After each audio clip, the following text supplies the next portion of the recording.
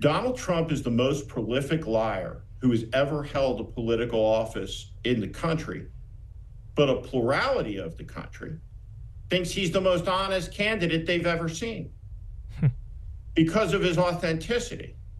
And so let's look at three things. Who is telling the truth as a practical matter about Biden's fitness? Would that have been Anita Dunn and Joe Scarborough, or would it have been Donald Trump? Who was telling the truth? Who was telling the truth about the condition of the border? Would that have been Anita Dunn and Joe Scarborough or Donald Trump? And when it came to the economy, a lot of the media was celebrating Joe Biden as FDR 4 months into his term, when we were in an inflationary cycle that was really hurting working class people who remained completely invisible to people like Joe Scarborough, Mika Brzezinski, who in the end didn't. Came across my radar recently is you had a pretty scathing indictment of Joe and Mika over at Morning Joe and their decision to make the trek down to Mar-a-Lago, and as they described it, like restart relations with Donald Trump. And, you know, it's noteworthy to me in particular because you had been inside those circles. I was at MSNBC, never really invited to the Morning Joe Cool Kids table, but you were inside of those rooms and you did know Joe and Mika. So just give us your reaction to their trajectory here. Well, let me just say, I think that we're in a very dangerous moment in the country. And the simplest way to appreciate what it is that they did, I think, is just to try to comprehend that 2 weeks ago, Donald Trump is out off Hitler, and the country is on the edge of catastrophe. And within days, the person who's making $10 million a year, sitting next to his wife who's making $10 million a year, controlling 4 hours of network television, goes to Mar-a-Lago and makes an act of capitulation on bended knee with head bowed that he condemned over and over and over and over and over and over again in the most strident terms. And when he did that, he undermined every person with clarity and conviction who has looked at this moment and not tried to sensationalize it, but to warn people about it. I agonized over my use of the word fascist. Wow, wow, wow. If it isn't Steve the Bull Schmidt, this guy is such an unbelievable lying political prognosticator. That's what he likes to call himself. The guru of politics. How many races have you run, Stephen? How many have you won? How many big ones have you lost?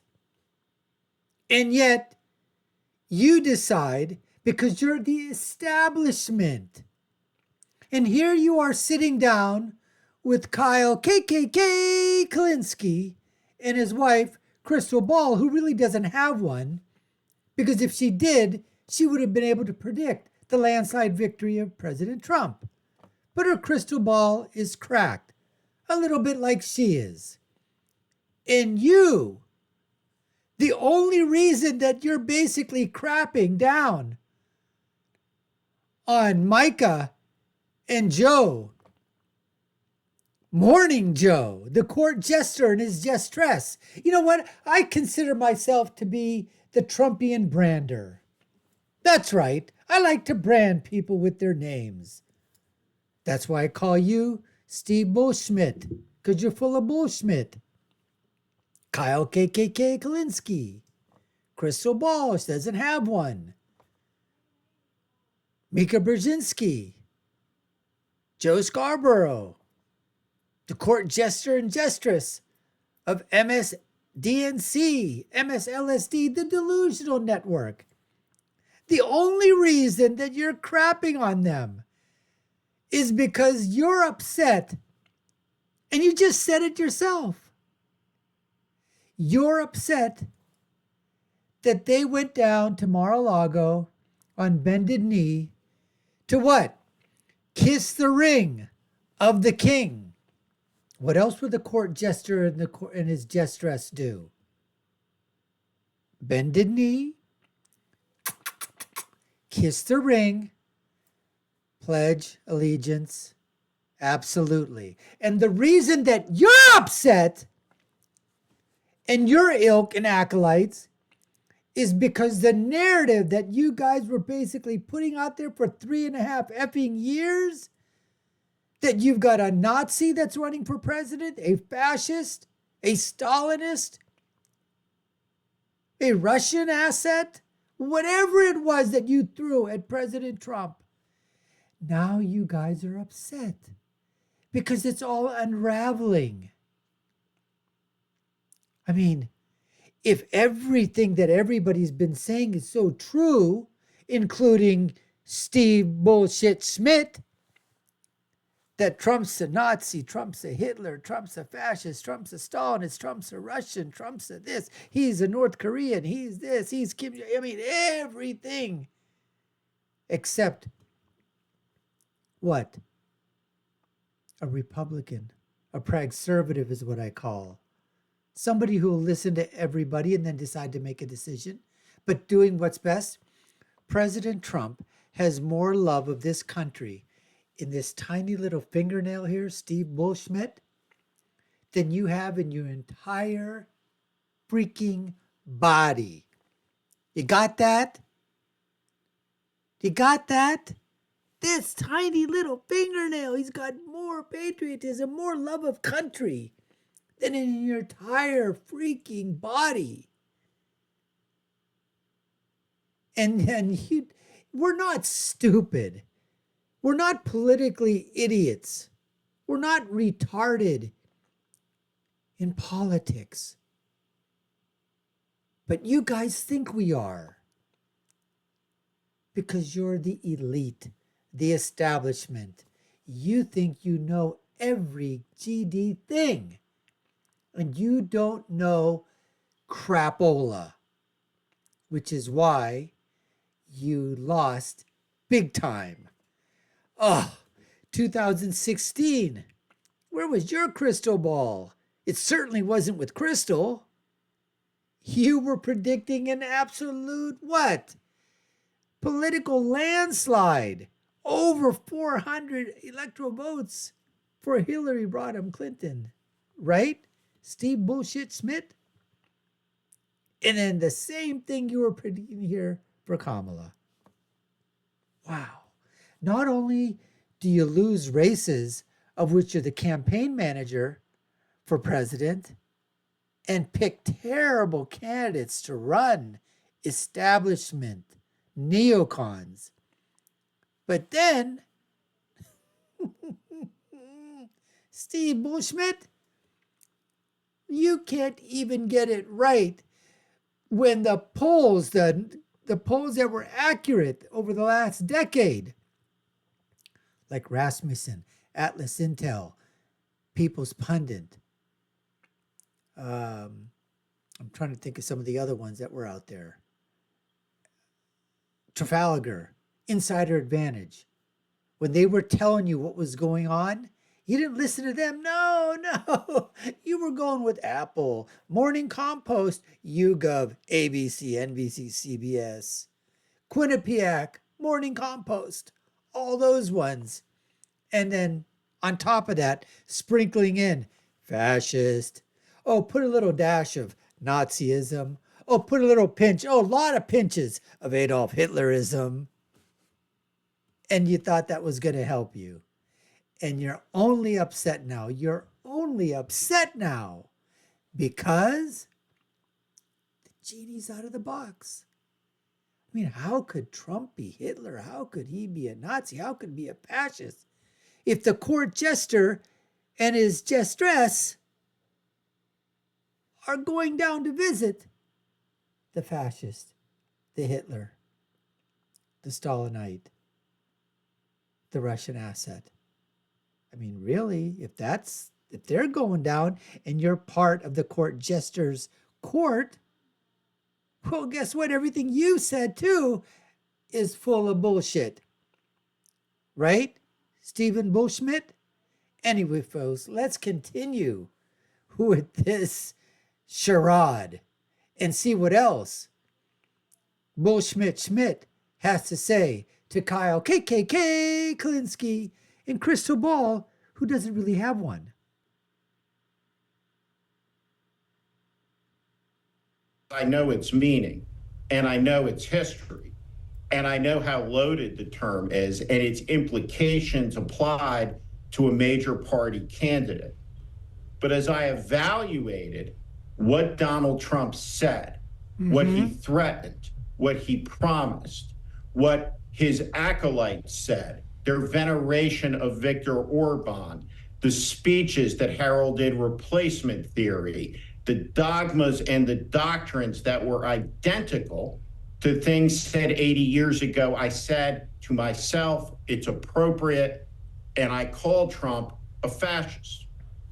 Because you're politically retarded, that's Timothy why. Snyder, the Yale historian and professor, did it. Other people did freaking it. do. And I think that we did it with care and concern. Wow. And Joe Scarborough profoundly undermined that yes! by making it seem cynical, retarded, pretend, moronic, concocted, idiotic, political. Yes, it was. And there's additional reporting, and I wrote about it today from Puck News, that the motivation, of course, was that FUCK news? Wasn't really sure. If it is, we all know what kind of news it is. It's just trash. For this is fear. They're terrified. And they went down to Mar-a-Lago and they did what they had to do to cover and protect their asses, which is not the thing to do if you hold a seat which you hold with importance in the hierarchy of American journalism. So Mika justified this by saying Zbigniew Brzezinski, a Pole, the Jimmy Carter era national security advisor, another would idiot, have appreciated this because he was a diplomat and he would have processed this as a diplomatic act. Nonsense. He would have regarded it as a capitulant act. He would have seen it for exactly what it was. And it has created a profound crisis of credibility at MSNBC. And for you too, Stephen Schmidt. Which actually won't exist for very much longer at all as we enter into the early hours of the Trump administration. Yep. So they didn't speak up in service of the truth, which would have been brave to sort of buck your audience to say something that's true. They spoke up in service of themselves. My question for you is, did they have any sense that this would effectively nuke the remainder of their audience, which profoundly disagrees with the direction that they're now going? Well, before Steve Schmidt talks, what I'd like to say to Kyle KKK Kalinske is that you were saying the same bullshit, Kyle. You were spreading the same lies. You were fomenting the same thing frothily every single day on your platform. So again, you're being very disingenuous there, bruh. Because the reason you're upset is because, guess what? As they say, the cat's out of the bag. Court jester and jestress, Joe and Mika, have just undermined all your credibility. You had no credibility anyways, but all your lies are unraveling because of what they're doing. And what you guys are doing now is exactly the same thing, because you guys got to figure out a way. Hey, we got to stop the political bleeding. We got to stop it. We can't go on like this. People are going to know that we were lying to them. What can we do to make those same people think that what we were telling them before was true? We got to tell them that what Joe and Micah are doing right now is not the right thing. They're wrong. They are meeting with the Nazi. They are meeting with the fascists. They are meeting with Hitler. We were telling you the truth all along. That's what you guys are trying to do. And you know what? The people that fall for it again, I guess we're just going to have to label them politically retarded. Arrogance is a Thing you have. vice in Like these you things have it. because it distorts your perception, alters your reality. Like And yours. I think that in their world, In your world. you heard them say it, that they've been heralded by their friends and phone calls from around the world, while 40% of their audience cratered. And the reality is that they work in the trust economy. No, they don't. They obliterated the trust that they had with their audience because at the core, the show has become married to power. Right. And this is so important to understand. Joe Biden's political advisor should not have been the MSNBC morning host. And his guests, like John Meacham, You should think? have been the president's speechwriters You think? while pretending to do analysis about the historical meaning of the president's speeches Right. that he was writing. To the But you're talking about it now, right? Right, Steve Schmidt? Now you're talking about it.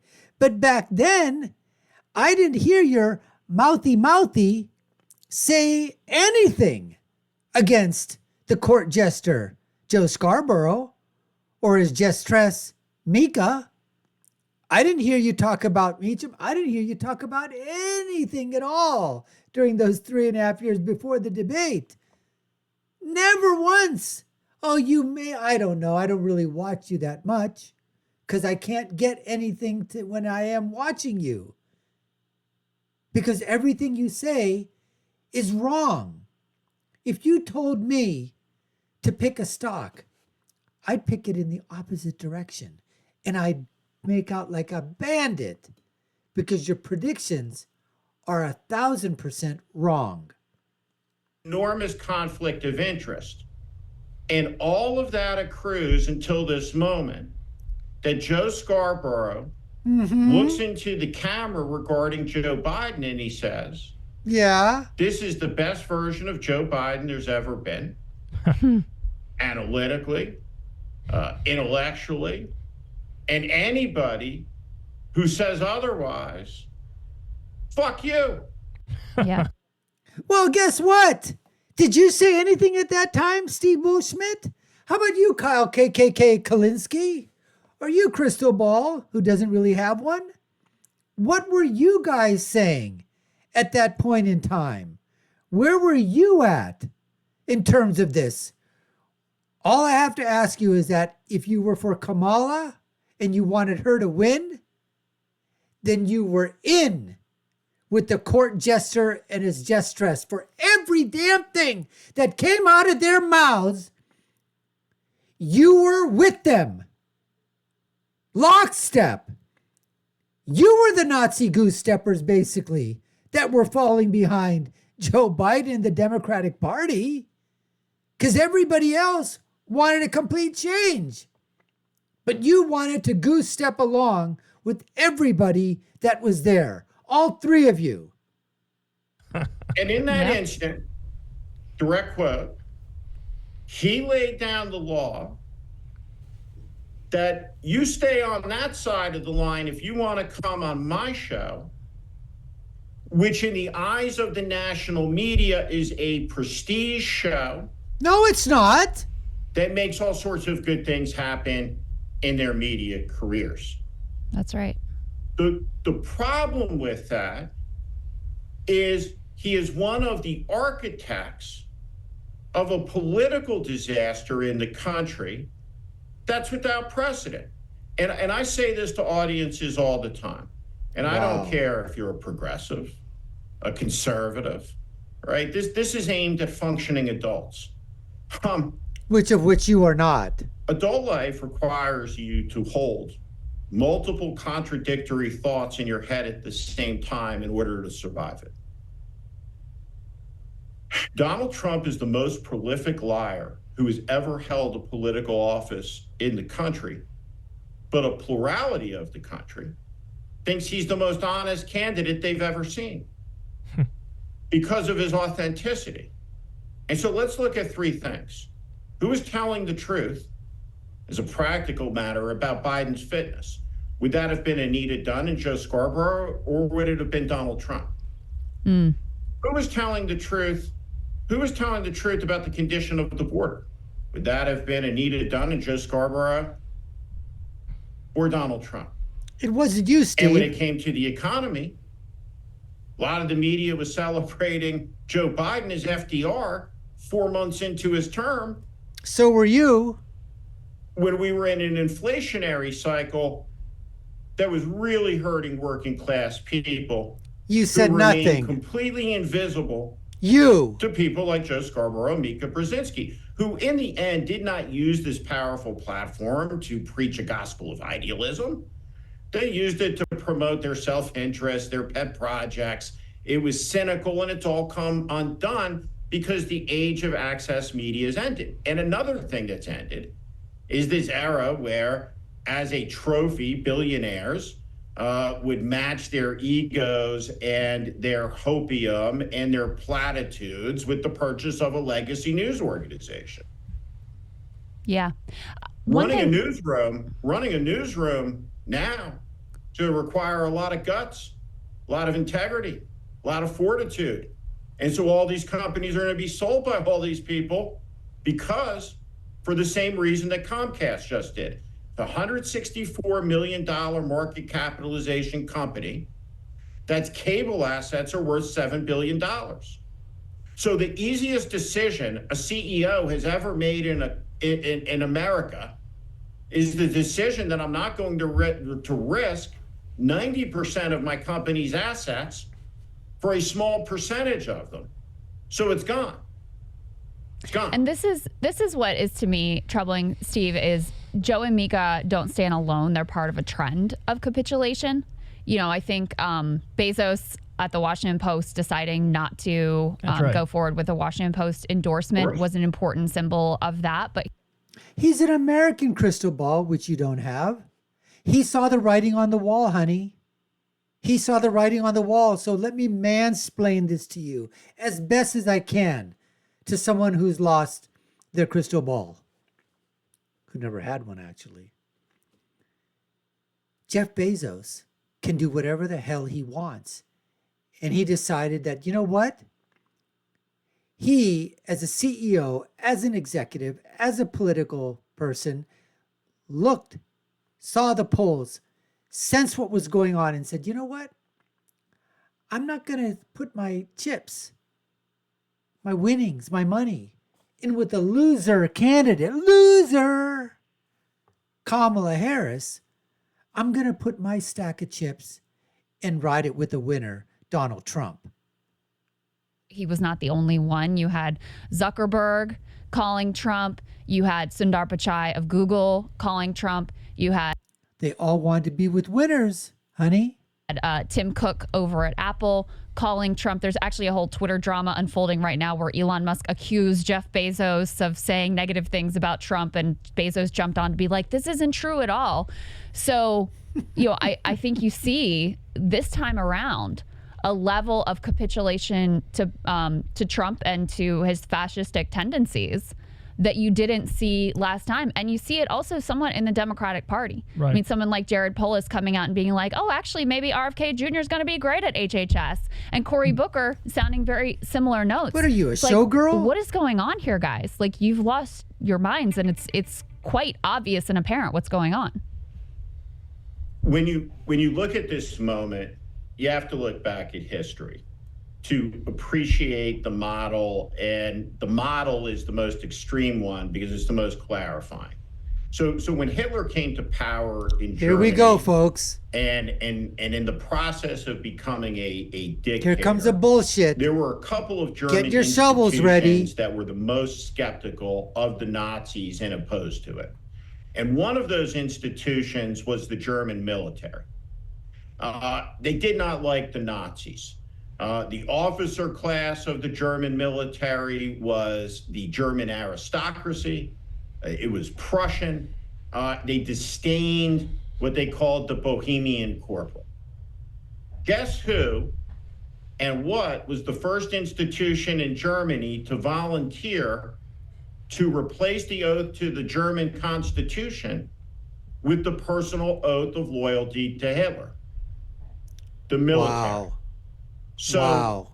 fear produces nothing good. Produces panic. Panic produces a loss of judgment, creates rash actions. It makes people do things that, absent the fear, that they would never, ever, ever do. So all of these people are doing precisely what you would expect them to do, which is to line up, to kiss the ring, to stay in line, to maintain their license to operate. And if you're a CEO of some of these companies, that license to operate means making astounding amounts of money a year. Absolutely. Now, you look at the CEOs of some of the media companies, like a David Zaslav, where the business model is utterly preposterous. It's all a Ponzi scheme. It is a shuffling of the debt card. They don't make money, so the vulnerability is even greater. Right.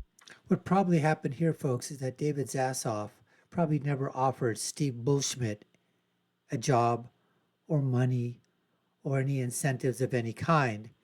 So obviously Steve has it in for this guy to talk about his business methods as being a Ponzi scheme and that. And I don't know much about David Zassoff, but I do know something about how human interaction works. You know something about greed. You know something about how people act in certain situations. You know, the back and forth, the nature of give and take, the nature of getting upset, the nature of giving a promise and then not having that promise kept, or vice versa. So I'm sure someplace in that history with Zassoff, Steve the Bull Schmidt had probably something going on for which now he's attacking this guy and his business practice because he's saying that he wants to be on the good side of the administration. And let me ask you something. Who wouldn't want to be on the good side of the administration? You don't think that the conservative business owners wanted to be on the good side of the Biden administration or be at risk of having the DOJ? That's what happens when these people weaponize the departments of justice, the FBI, to go after people, which is exactly what the Biden administration did, which is exactly what the Obama administration did. So, anyways, folks, we appreciate you taking the time to watch. You've been watching the Dr. Nasser Sheikh Show. I've been your host. My name is Dr. Nasser. If you haven't done so already, subscribe to the channel, like, share, and follow us. Let us know what you think. Put your comments down below. Do you think that Steve Schmidt is just trying to CYA cover his ass? Because now, he's basically said, genie's out of the bottle. We all know it was all bullshit from the start. All lies. Everything. We all know that. And they're afraid that all the lies and everything that they told us,